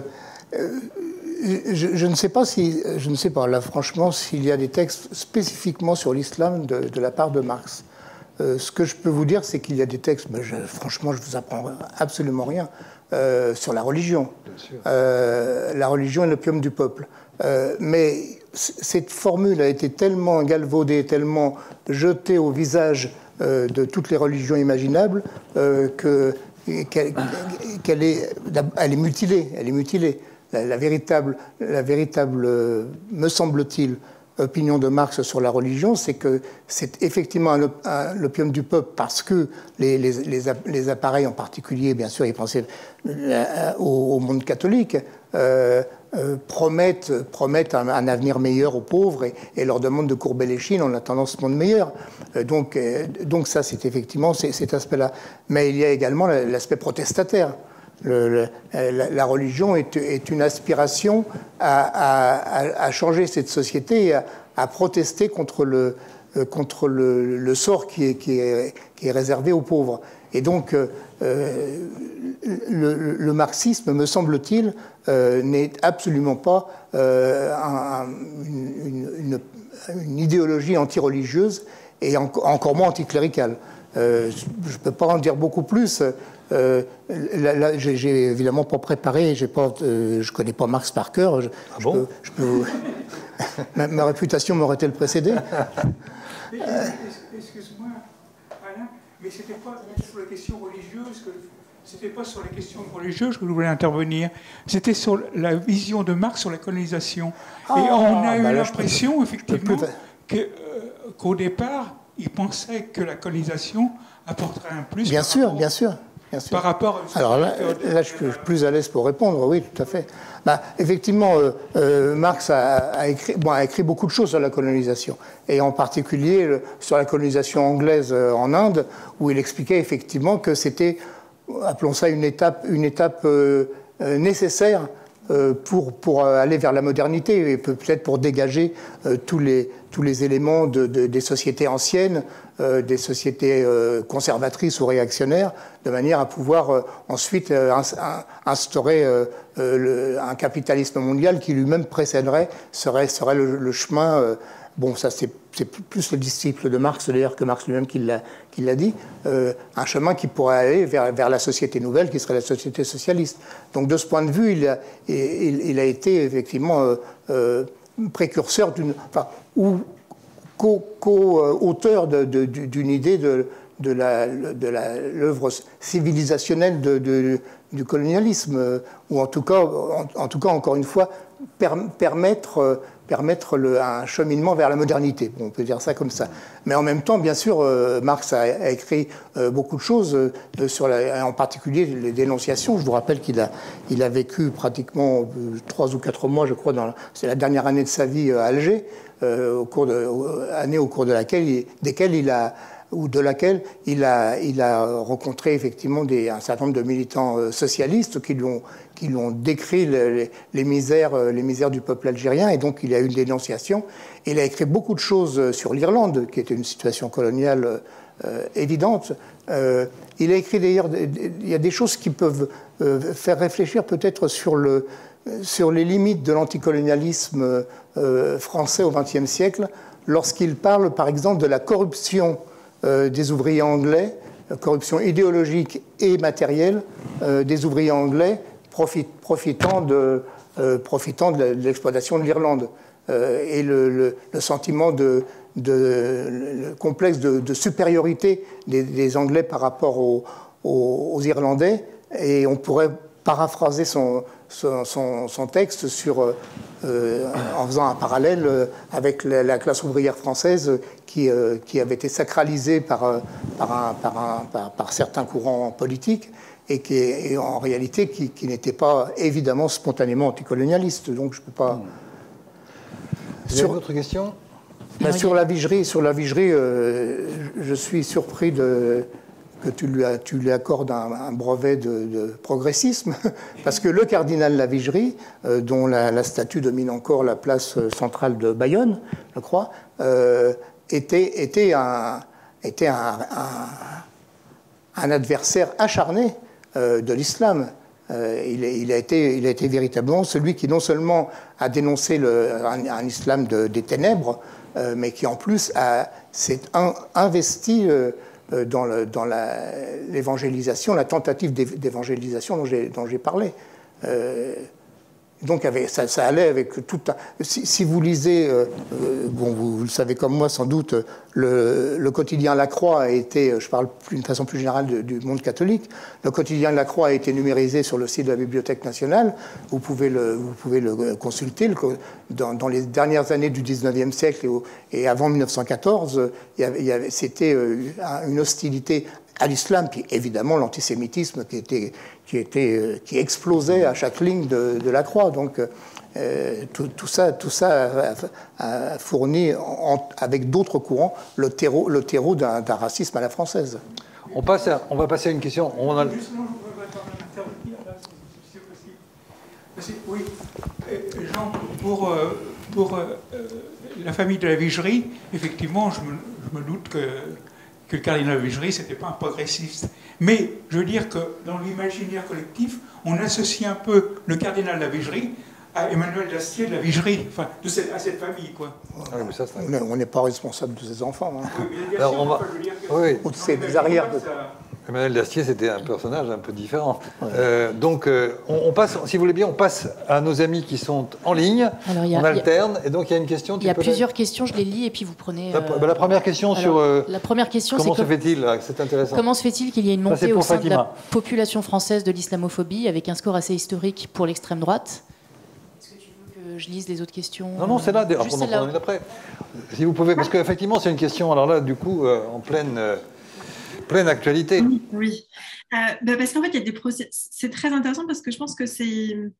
Parfois, on a tendance à isoler de manière artificielle la scène politique, la société civile, comme s'il n'y avait pas de contiguïté et de circulation, en fait. Sur le cas de la création de l'islam comme étant un problème, parce que c'est ça qui va nourrir l'islamophobie, en fait. C'est le fait d'avoir problématisé l'islam. Ça va se faire surtout dans les années 90. Et vous avez les travaux de Thomas Deltombe, en fait, sur la question qui montre comment il va y avoir, avant même la reprise par les politiques, un traitement de cette question à l'échelle médiatique tout à fait remarquable, dans le sens où très significatif. Vous allez avoir, je crois que c'était une centaine de unes de magazines, des centaines de unes de magazines qui vont porter sur la question. Vous allez avoir des reportages télévisés sur le danger de l'islam, des unes aussi de journaux. Donc ça va participer en fait à donner l'impression qu'il y a une réalité dans le problème autour de la question de l'islam. Mais ça, c'est uniquement pour le côté médiatique. À côté de ça, vous allez avoir une autre conjonction qui est la conjonction des intellectuels. Vous allez avoir tout un courant intellectuel avec des guillemets qui va émerger dans les années 80 et dans les années 90 pour aussi faire de l'islam un problème. Par exemple, le premier ouvrage majeur sur la question, c'est Gilles Kepel, Les banlieues de l'islam, et cette formulation qui donne l'impression que du coup, il y a des territoires perdus en France et qui sont non seulement perdus, mais qui sont conquis, et qui sont conquis par l'islam, qui sont conquis par les musulmans.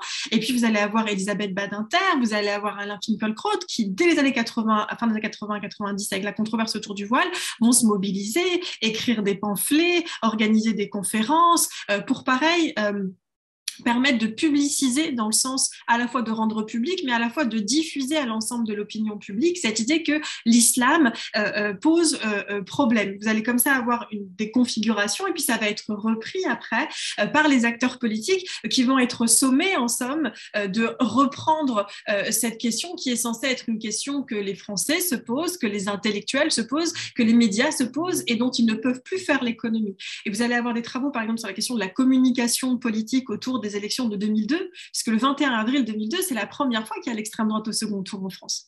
C'est la première fois, et à l'époque, c'est un séisme, on se souvient de cette date. Et vous allez avoir des travaux, du coup, en matière de communication politique qui vont expliquer que c'est le fait d'avoir surtout donné une couverture médiatique à des enjeux comme les enjeux sécuritaires, comme la question de l'intégration des musulmans, la question de l'Europe, etc., qui va donner comme ça une place prééminente au discours, et qui va donner l'impression que finalement, les spécialistes de ces questions, c'est l'extrême droite. Donc la différence diffusion dans les catégories, j'allais dire, dans le sens commun de l'islam comme étant problématique, elle s'est faite sur le temps long et elle s'est faite par, j'allais dire, la main à la pâte d'un certain nombre d'acteurs que l'on pourrait appeler aussi des entrepreneurs de morale, au sens de Ward Baker, des gens qui vont partir en croisade avec cette idée, et c'est marrant d'utiliser ça comme ça, mais c'est vrai, une espèce de croisade morale et politique en disant, voilà, il y a un problème, il faut le prendre en main. Et c'est pour ça aujourd'hui qu'on arrive, 20 ans après la première fois où l'extrême droite arrive au pouvoir, eh bien, à nouveau avoir un second tour où l'extrême droite fait des chiffres très importants basés sur la question de l'islam. Ça n'aurait pas été possible sans ce travail-là. Juste une petite parenthèse. Dans les années 80, la première fois que Jean-Marie Le Pen se présente aux élections, il fait 0,75% des voix. C'est infime, c'est infinitésimal, c'est presque insignifiant. Alain, vous vouliez dire quelque chose? Oui, merci Fatima. Bon, on a une certaine convergence, semble-t-il. Moi, je m'interroge vraiment sur cette question effectivement de l'émergence du voile. De 89 à aujourd'hui, la louche a fait un tiers de siècle, à peu près. Pendant ce tiers de siècle, que s'est-il passé? Et c'est passé l'effondrement du monde socialiste, la chute du mur de Berlin, la montée en puissance de l'Extrême-Orient, en particulier de la Chine. Je veux dire, un bouleversement, bon, sans parler de la révolution scientifique et technique, un bouleversement total de l'histoire de l'humanité avec une accélération absolue. Or, pendant cette période, il y a eu cette fixation. Vous avez parlé, Fatima, de Finkielkraut. Je vous cite de mémoire. Je crois que c'était le premier meeting qui a eu lieu à la Mutualité au moment de l'affaire des lycéennes de Creil, donc en 89, je ne me souviens plus quel mois. À la Mutualité, Finkielkraut a dit, j'ai retrouvé cette citation dans Le Monde, et je pourrais vous donner la date même très précise si vous le souhaitez. Jamais, a dit Finkielkraut, l'expression ennemi intérieur n'a été aussi adéquate à la situation. Et sans que nous soyons concertés, je ne sais pas, moi je ne suis pas très fort en technique, si je peux montrer ça. Juste devant la caméra. Juste devant la caméra. Alors voilà, j'ai amené un certain nombre de unes. Celle-ci, je dirais que le président Giscard d'Estaing, pardon, j'allais dire Giscard, a été un précurseur. Ça, c'est un article signé Valéry Giscard d'Estaing de 1991. Invasion, immigration ou invasion. On voit donc la belle Marianne, je crois que c'était Brigitte Bardot à l'époque, avec une femme voilée derrière, la menace. Dites-moi si je mets bien devant le... Voilà, donc tout... Voilà, l'Express, le complot. Et... En fait, on voit l'écriture à l'envers. Ah oui. Forcément. Ah bah oui, alors là, je suis dépassé. C'est malheureusement au-dessus de nos... Bon, mais en tout cas, c'est la photo qui compte. Les complices de l'islamisme, je réussis à lire en transparence. Cet islam sans gêne. Ah, oui. L'islamisme, notre ennemi. Le mot ennemi figure. Et pour finir, islam, le danger communautariste. Oui, même à l'envers, on comprend, je crois. Et oui. Je signale d'ailleurs qu'il ne s'agit pas de la presse d'extrême droite, il s'agit d'un faisceau... De la presse mainstream. Oui, bien sûr. Et lorsque je vois ce type de titre, je me dis que François Giroud et Jean-Jacques Servan-Schreiber, qui ont eu un comportement de dénonciation de la guerre d'Algérie, doivent se retourner dans leur tombe. Bien. Il y avait une question dans la salle, je crois. Je vous en prie. Et après, on reviendra à ceux qui sont en ligne. Merci. Bonsoir tout le monde. Je voulais, à propos de Marx et de l'Algérie, rappeler quand même le livre de Maxime Rodinson, Islam et capitalisme. Et Rodinson était un marxiste et il a été quasiment interdit de séjour en Algérie parce qu'à l'époque, c'était Ben Belaïl qui promeuvait un socialisme spécifique et arabo-islamique. Et Maxime Rodinson a totalement démoli ça en disant que si l'islam peut s'adapter à une religion, c'est surtout au capitalisme. Et signaler aussi qu'un étudiant tunisien que j'ai connu il y a longtemps a fait une thèse sur Marx et l'Algérie, mais à l'université de Pennsylvanie aux États-Unis. Alors je ne sais pas si c'est très accessible. René Galissot a écrit beaucoup de choses sur ce sujet. Donc, là, c'est plutôt une remarque, une question. On peut repartir. Tu peux en dire une autre ? La prochaine question en ligne, c'est comment s'est traduit la normalisation de la présence musulmane en France ? Que pouvez-vous nous dire au sujet de l'installation des immigrés dans certaines zones de la ville, en général en périphérie ? Est-ce qu'il y avait une contradiction dans les politiques publiques entre les politiques publiques et cette volonté de normalisation ? Fatima, vous pouvez esquisser une réponse là-dessus, si vous l'avez bien entendu ? Oui, je suis en train de la relire en même temps. Donc, sur la question de la normalisation de la présence des musulmans en France. Alors, c'est pour ça que c'est très important, il me semble, de toujours avoir une perspective multiscalaire. Alors, c'est un mot un peu pompeux juste pour dire qu'il faut changer d'échelle. C'est-à-dire que les politiques locales et les politiques nationales ou régionales, voire même internationales, sont souvent très différentes. Par exemple, en France, on peut dénoncer le salafisme et le wahhabisme et quand même signer de très, très gros contrats avec l'Arabie saoudite. Vous voyez, donc tout dépend à l'échelle à laquelle on est. La question de la normalisation de la présence des musulmans, elle s'est surtout faite en fait à l'échelle locale, où il y allait par exemple avoir des maires qui allaient dire, bon, bah, écoutez, là, on a une population musulmane. Cette population musulmane, elle a besoin de construire des lieux de culte parce qu'elle fait partie des catégories les plus populaires. Elle n'a pas forcément les moyens d'acheter un terrain. Qu'est-ce que vous pouvez nous proposer ? Et là, comme ça, il va y avoir un ensemble de dispositifs juridiques comme les baux amphithéotiques qui vont permettre la construction de mosquées ou qui vont permettre, par exemple, des repas alternatifs dans les cantines pour justement permettre la normalisation de la présence des musulmans et de simplement un droit qui est un droit constitutionnel, hein, c'est un droit fondamental, l'exercice de sa religion collectivement et publiquement, parce que très souvent la loi de 1905 est mal comprise. C'est pas une liberté individuelle mais en privé, parce que ça servirait à rien. Non, c'est une liberté qui est collective et qui est publique. Donc ça va passer comme ça par des dispositifs. Le deuxième volet de votre question, c'est que pouvez-vous nous dire au sujet de l'installation des immigrés dans certaines zones de la ville, en général en périphérie ? Est-ce qu'il y a une contradiction dans les politiques publiques et cette volonté de normalisation ? On n'est pas aux même époque. C'est-à-dire qu'à l'époque où on construit ces grands ensembles à l'extérieur des villes, c'est un progrès social. C'est-à-dire qu'on a une époque où il y a des bidonvilles. Il y a les bidonvilles de Nanterre, il y a des bidonvilles dans la région parisienne, il y en a dans la région lyonnaise, avec des conditions sanitaires dramatiques. Donc on a une époque où il y a un besoin immédiat, j'allais dire, et ce besoin immédiat, c'est d'avoir un minimum de conditions d'hygiène pour ces populations qui sont parquées, et j'utilise les mots à escient. Pour les populations de harkis, c'est encore plus vrai, hein, puisqu'il y a eu des camps de harkis après la décolonisation. Et donc, il y a ces grands ensembles qui voient le jour. Mais ils ne voient pas que le jour pour des raisons sanitaires, c'est vrai. Ils voient aussi le jour parce que ces grands ensembles vont être construits, peut-être que vous l'avez remarqué, à proximité de bassins d'usines ou de bassins miniers, hein, surtout dans le nord et dans l'est de la France, où du coup, on a besoin de bras. Donc, il faut que les ouvriers soient disponibles et à disposition. Ça veut dire qu'ils ne doivent pas être loin. Et pas être loin, quitte à ce qu'ils soient du coup éloignés des centres-villes.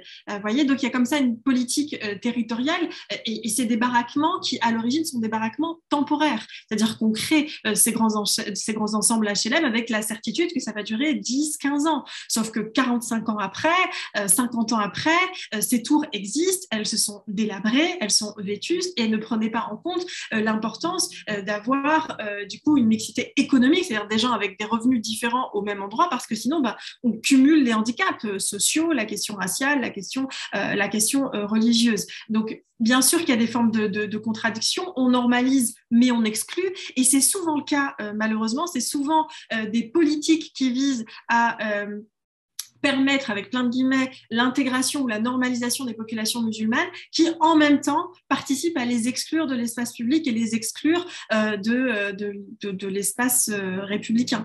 Un seul exemple, la loi de 2003 et 2004. C'est-à-dire qu'elle a été justifiée dans la volonté d'intégrer à l'école républicaine, au dispositif républicain, les jeunes filles musulmanes, sauf que dans les faits, là où, à partir de la loi en 2003-2004, il n'existe qu'une seule école musulmane, c'est à Saint-Denis, sur l'île de la Réunion. À partir de 2003, il y a plus d'une cinquantaine, jusqu'à aujourd'hui, plus d'une cinquantaine d'écoles musulmanes privées, d'ailleurs déclarées ou non, qui ont vu le jour. Donc le fait d'avoir voulu intégrer avec plein de guillemets les filles musulmanes à condition qu'elles se dévoilent, eh ben, ça les a poussées pour beaucoup à rejoindre des établissements privés qu'elles n'auraient probablement pas rejoints par ailleurs. Donc oui, malheureusement, souvent les politiques publiques sont incohérentes, en tout cas dans leur implémentation, dans leur mise en œuvre. Merci. Il y a d'autres questions dans la salle ? Si je peux compléter, s'il vous plaît. Par exemple, cette mosquée de Paris qui est magnifique, qui est à quelques centaines de mètres d'ici, a été construite, Fatima, vous l'avez souligné, dans un esprit d'abord extrêmement paternaliste, mais le paternalisme est quand même un moindre mal par rapport au racisme agressif, mais c'est quand même une forme de racisme. Donc, remerciements aux braves musulmans qui ont combattu pour la France et qui sont tombés pour la France. Donc, c'est effectivement l'esprit lyottais. L'esprit lyottais dont je rappelle que Sheikh Barslan disait que c'était le pire ennemi, l'adversaire le plus redoutable du monde colonial, parce que c'était un colonialiste intelligent et qui, lui, ne pratiquait pas l'assaut frontal contre le monde indigène. Bon, donc, mais cette mosquée de Paris, elle était fréquentée par qui ? Elle n'était pas fréquentée par la grande masse des ouvriers musulmans, qui étaient les pauvres, effectivement, soit dans la périphérie, soit dans les quartiers. Moi, je suis né dans le quartier de la Villette à Paris, dans le 19e. C'était un quartier où il y avait une très forte communauté musulmane qui vivait dans ce qu'on appelait les hôtels arabes, on employait l'expression à l'époque, soit en banlieue, et qui, en général, à part le dimanche, faisait des journées de 8, 9, 10 heures, et qui n'avaient évidemment pas le loisir, et sans doute pas les moyens de prendre le métro pour venir Et d'ailleurs, on constate qu'il y a, je crois, j'avais découvert ça dans la presse dans les années 30, je crois, la naissance de lieux de prière dans les caves, on employait même le mot de gourbi à l'époque. Donc voilà, cette mise à l'écart de la population musulmane, elle était de fait. Alors bon, ne soyons pas complotistes, mais il y avait quand même une stratégie de mise à l'écart. Et les bidonvilles sont nés dans l'entre-deux-guerres en France. Hein.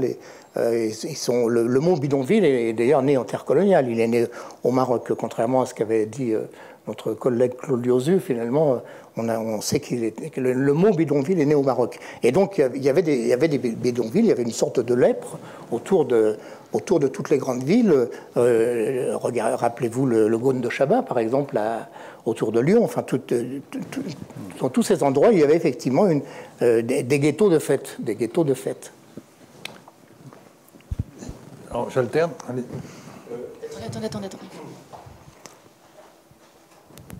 Est-ce que vous pensez qu'au prétexte de sauvegarder une paix sociale hypothétique, les dirigeants français n'ont pas tendance à demander aux musulmans d'éviter de s'exprimer sur certains sujets politiques jugés un peu délicats? Je pense notamment au conflit colonial de Palestine, où on leur demande de ne rien dire là-dessus au prétexte de ne pas importer le conflit en France.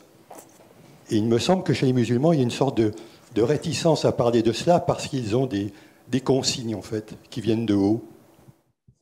Je ne sais pas qui veut répondre. Fatima, vous voulez répondre à ça? C'est une question qui est très intéressante sur la question palestinienne. Parce que, par exemple, moi, j'ai fait un terrain d'1 an où, en fait, pour mon master, je travaillais sur la question du vote musulman.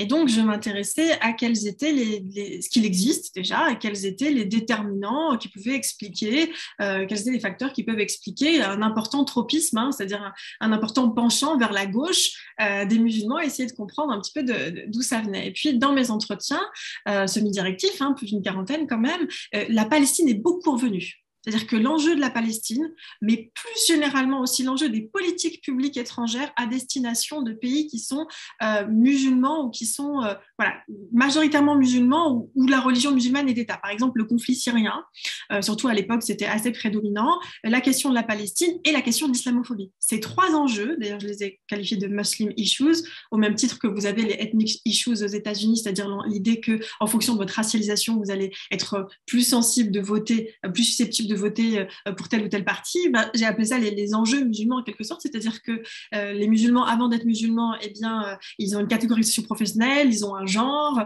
ils habitent à un endroit, ils ont un patrimoine ou pas, donc évidemment il y a plein de facteurs, mais là où la religiosité elle va jouer, c'est dans les critères qui sont considérés comme pertinents au moment où il faut voter. par exemple, il y a eu un certain nombre de mes interviewés qui étaient favorables aux idées de Jean-Marie Le Pen. Je dis Jean-Marie parce que la fille est beaucoup moins appréciée que le père, bizarrement, parce qu'au moins Jean-Marie Le Pen, il détestait tout le monde. Donc il n'aimait pas les juifs, il n'aimait pas les musulmans, mais finalement les musulmans, il n'y avait pas d'exception.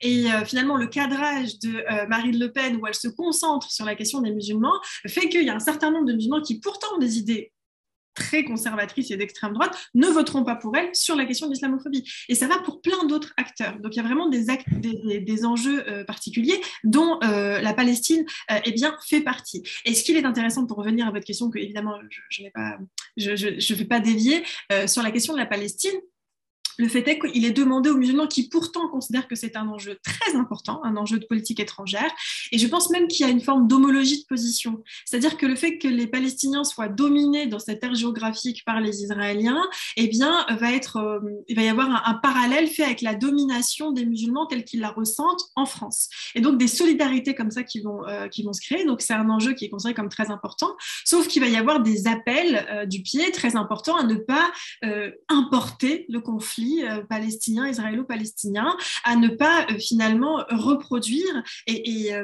reproduire des confrontations qui en France n'auraient pas lieu d'être parce que nous ne sommes pas dans cette région du monde. Donc oui, il est devenu très difficile de toute façon de parler de la question palestinienne tout court, et en termes de droits humains et de défense des droits humains et de l'intégrité de ce territoire, c'est très compliqué tout court, et encore plus pour les populations musulmanes qui sont suspectées potentiellement par leur islamité de faire le jeu de l'islamisme et de faire le jeu de l'islam politique.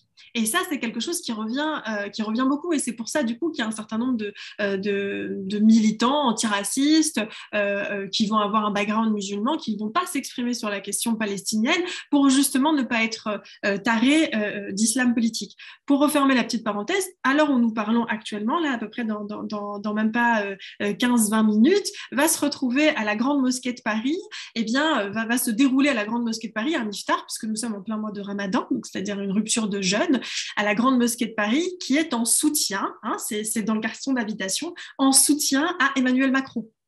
Donc, quand on a une institution comme la Grande Mosquée de Paris, et d'ailleurs le Rassemblement des musulmans de France, plutôt proche du Maroc, qui appelle ouvertement à voter pour un candidat, là, on ne parle pas d'islam politique, vous voyez. Donc, pareil, la dénomination islam politique, elle est instrumentale et elle est instrumentalisée en fonction des enjeux politiques et en fonction de qui a intérêt, finalement, à avoir les musulmans de son côté ou, au contraire, avoir disqualifié son adversaire si c'est lui qui a la faveur supposée ou réelle des Français de confession musulmane. Non, je vais laisser la parole à la salle. Ok. On prend encore une ou deux questions. Une question peut-être Alors, une question en ligne. Quel lien peut-on établir entre les politiques islamophobes actuelles visant à marginaliser les musulmans de France et les politiques coloniales visant les Français musulmans ? Je vais bien répondre. Alain ? Je dirais que lisez notre livre. Oui, il est en vente là. D'ailleurs, vous n'avez pas le droit de sortir sans l'acheter, hein, je le dis tout de suite. Oui, non, mais bon, c'est vrai que c'était le point de départ de notre réflexion. On n'est pas innocent. On sait bien que tous les phénomènes de la société, de toute société, prennent leurs racines dans l'histoire. Donc, effectivement, l'idée qu'on a eue, c'était de chercher dans la situation, je répète, précoloniale et coloniale, les racines des comportements actuels.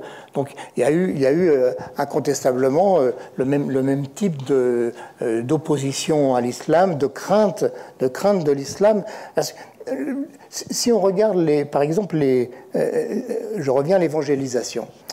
Si on regarde l'évangélisation dans toutes les colonies françaises non musulmanes, elles ont toutes réussi. Bon, avec, bien sûr, je parlais de l'Afrique subsaharienne où il y a également eu islamisation en parallèle. Mais il y a quand même eu des conversions en masse qui aujourd'hui encore ont leurs adeptes chez leurs descendants. en Indochine, pardon, pas en Indochine, Cambodge, Laos n'est pas concerné, mais au Vietnam, il y a eu à peu près 10% de la population qui a été convertie. Et qui aujourd'hui encore, le chiffre est à peu près stable depuis 5 générations. Dans les pays musulmans, ça a été un échec permanent. Donc, d'où ce que j'ai appelé tout à l'heure ces drages face à l'islam, qui décidément était un bloc inattaquable, inaccessible. Et donc voilà, je pense qu'aujourd'hui encore, on est certains dont j'ai montré les œuvres sont les héritiers directs de cette hostilité. Fatima, vous voulez dire un mot là-dessus? Oui. Alors du coup, il y a un parallèle et en même temps il y a des différences. Sur la question des similitudes entre la situation coloniale, bien sûr, pour parler comme Georges Ballandier, et la situation actuelle, la volonté de mettre sous tutelle, et comme le dirait Franck Frégosi, de domestiquer les musulmans en France, elle peut s'expliquer que si on est dans une perspective de gouvernementalité. C'est-à-dire que les populations musulmanes, il y a cette idée qu'il faut être en mesure de les gouverner, ou en tout cas d'organiser la domination politique de ces populations, que ce soit en territoire colonisé ou que ce soit en France. En France, parce que c'est des populations qui vont être considérées comme potentiellement plus subversives, hein. Le fait qu'elles soient dans des cités, le fait qu'on les suspecte de ne pas adhérer au pacte républicain, même si personne n'a pris le soin de définir ce que c'était. Voilà, il va y avoir un certain nombre de suspicions, et donc du coup, il va y avoir l'organisation d'une mise sous tutelle, et les politiques publiques qui vont être adoptées, ça va être pour s'assurer de la gouvernance, de la gouvernementalité de ces populations-là. Mais au même titre qu'à l'époque coloniale, il y a une instrumentalisation au bénéfice de la puissance impériale, c'est-à-dire au bénéfice de la France, c'est-à-dire qu'on va utiliser l'outil qu'est la religion pour venir, en gros, à la fois domestiquer, mais à la fois aussi pacifier, c'est-à-dire qu'on va faire passer des messages aux mouftis, on va faire passer des messages aux organisations musulmanes considérées comme légitimes en Algérie, à Alger, on va leur faire dire qu'il ne faut pas prendre les armes, on va leur faire dire que les nationalistes algériens ne sont pas des musulmans. Eh bien, on va aussi faire passer des messages aux différents représentants du culte musulman, que ce soit à l'échelle locale, c'est-à-dire les imams, ou à l'échelle nationale, à travers le feu Conseil français du culte musulman, ou les autres structures comme la Grande Mosquée de Paris qui sont reconnues. Je donne juste un exemple, 2005, au moment où il y a ce qui est honteusement rebaptisé les émeutes de banlieue, ce ne sont pas des émeutes, ce sont des mouvements sociaux. Ces mouvements sociaux qui ont eu lieu dans les banlieues françaises, eh bien, on va se servir du relais et de la figure religieuse comme d'un moyen d'appeler au calme. Les imams des différentes villes vont être sollicités et on va leur demander, alors c'est pareil, là il y a quand même un grand raccourci entre les personnes qui vont du coup se mobiliser ou alors brûler des voitures et les musulmans, mais en tout cas ce raccourci va être fait, et là on fait des appels du pied. Donc il y a comme ça un rapport très ambivalent à l'islam. À la fois l'idée qu'il est potentiellement toxique et subversif, que c'est un ennemi de l'intérieur, que ce sont des territoires qui sont potentiellement perdus, et en même temps il y a cette idée qu'on peut instrumentaliser l'islam à des fins électorales ou à des fins de pacification. Et cette ambivalence-là, on la retrouve en période coloniale et on la retrouve plus que jamais pendant la période contemporaine. Merci. Encore une dernière question? Et en ligne, nous en avons? Est-ce qu'il y a une dernière question? Parce qu'il n'y a pas de dernière question. Il me reste à remercier Fatima Remila en ligne et Alain Rossiot en présentiel. Je crois que c'est très intéressant, surtout aujourd'hui, oui, entre ces deux tours, à l'issue incertain. Voilà. Merci. Il faudrait nous réinviter. Il faudrait nous réinviter après-demain, pour le commentaire du débat de Le Pen, oui, Le Pen Macron. Voilà. Merci à tous. Merci à tous. Merci pour vos questions aussi.